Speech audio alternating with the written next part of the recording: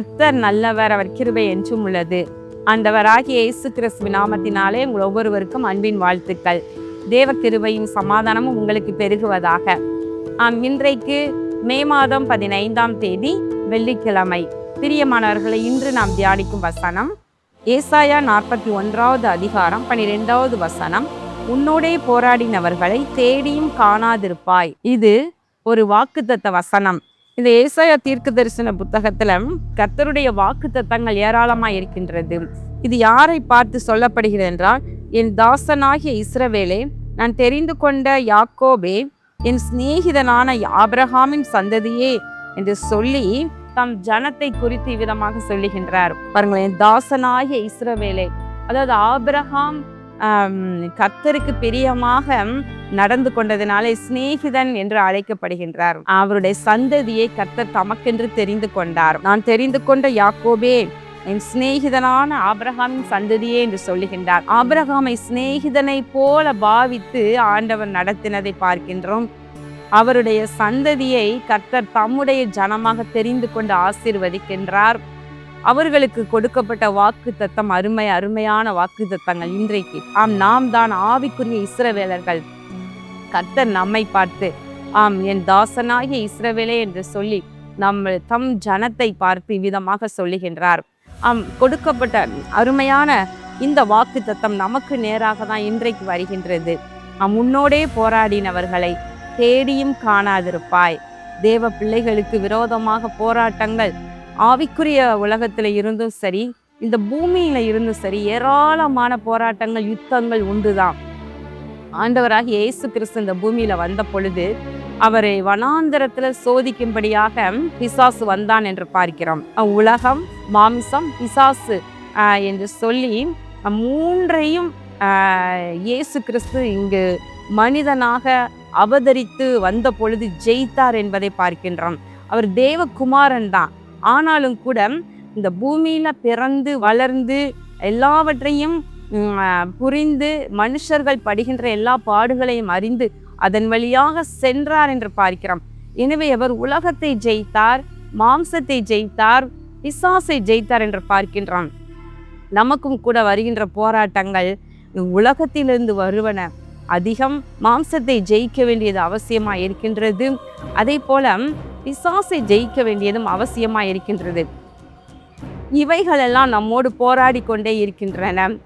பிரியமானவர்களே, கர்த்தர் நமக்கு கொடுக்கிற வாக்கு தத்தம், உன்னோட போராடினவர்களை தேடியும் காணாதிருப்பாய். இப்படி எந்த பக்கத்திலிருந்தெல்லாம் போராட்டங்களை சந்தித்து கொண்டே இருந்தோமோ, ஆனால் ஒரு நேரம் வரும் பொழுது எல்லாத்தையும் ஜெயிக்க நம்மோடு போராடினவர்கள் எங்கே என்று தேடி அது எங்கும் இல்லை, எங்கேயும் காணோமே என்று சொல்லத்தக்க அளவிற்கு ஒரு பெரிய விடுதலையை கர்த்தர் கொடுக்கின்றார். தாவீதோடு போராடின ஏராளமான சத்துருக்கள் உண்டு, சவுல் உண்டு. ஆனால் தேவன் ஒரு நாள் அந்த எல்லா யுத்தத்திலிருந்து விடுவித்தார் என்று பார்க்கின்றோம். மாந்திரிக போராட்டங்கள், பில்லி சூனிய, அதனால் வருகின்ற கிரியைகள், ஏவல்கள், வைப்புகள், தாயத்துகள் என்று சொல்லி தேவ பிள்ளைகளுக்கு விரோதமாக ஏராளமாக இப்படிப்பட்ட கிரியைகள் உண்டு. ஒருவேளை ரட்சிக்கப்படுவதற்கு முன்பதாக இந்த கிரியைகளை எல்லாம் ஜெயிக்க முடியாமல் நீங்கள் இருந்திருக்கலாம். ஆனால் இந்த போராட்டங்களின் வழியாக வரும் பொழுது நீங்கள் இயேசு கிறிஸ்துவை, நீங்கள் அன்பை நீங்கள் அறிந்து அவருடைய இரத்தத்தால் கழுவப்பட்டு ரட்சிக்கப்பட்டிருக்கலாம். உங்களுக்கு விரோதமாக இந்த போராட்டங்கள் ஒருவேளை தொடர்ந்து வந்து கொண்டே இருப்பது போல இருந்தாலும் ஒரு நாள் வரும் பொழுது அது எல்லாமே எங்க இருக்குன்னே தெரியாது. நீங்க கிறிஸ்துவுக்குள்ள வளர வளர வளர, வசனத்துல பலப்பட சத்தியத்தை அறிய உங்களுக்குள்ள ஒரு பெரிய விடுதலை வந்துடும். எந்த மாந்திரிக போராட்டம் அது தொடவே முடியாது, தொடர்ந்து வரவே முடியாது.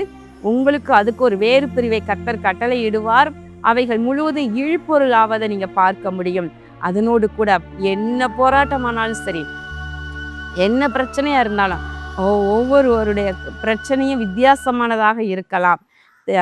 கடன் பிரச்சனை இருக்கலாம், பொருளாதார தேவைகள் என்ற ஒரு பிரச்சனை எப்போது வாழ்க்கையில இருந்துகிட்டே இருக்கும். இது என்றைக்கு தான் ஒழியும் அப்படின்னு சொல்லிட்டு நீங்களும் எதிர்பார்த்துக்கிட்டே இருப்பீங்க. எப்போ பார்த்தாலும் மற்றவங்ககிட்ட கடன் வாங்க வேண்டியதா இருக்குது. எந்த வாழ்க்கையில என்ன தேவைகள் ஆனாலும் நம்மால் சமாளிக்க முடியலை என்று சொல்லி நீங்கள் வேதனையோடு காணப்படலாம். ஆனால் கர்த்தர் உங்களை ஆசீர்வதிப்பார். இப்படிப்பட்ட போராட்டம் ஒரு நாள் நீங்கள் தேடியும் காணாமல் போகும்.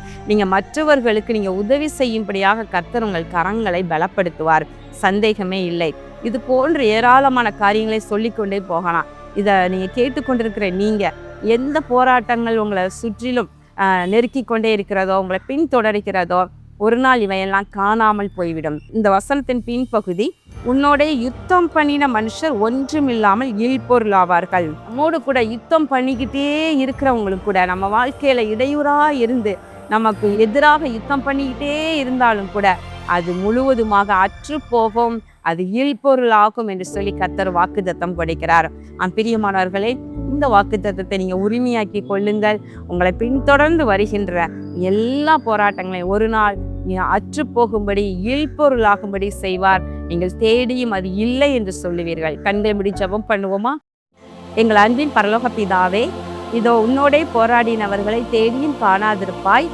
உன்னோடே யுத்தம் பண்ணின மனுஷர்கள் இல்பொருள் ஆவார்கள் என்று எழுதியிருக்கிறது போல, இந்த வாக்கு தத்தத்தின் படியே உடைய பிள்ளைகளுக்கு விரோதமான எல்லா யுத்தங்களையும் போராட்டங்களையும் நீர் இல்பொருள் ஆகும்படி செய்வீராக. இந்த போராட்டங்கள் எல்லாம் தேடியும் காணாதிருப்பதாக கர்த்தாவே, உடைய பிள்ளைகளுடைய வாழ்க்கையில் ஆசீர்வாதத்தையும் நன்மைகளையும் சமாதானத்தையும் கட்டளையிடுவீராக.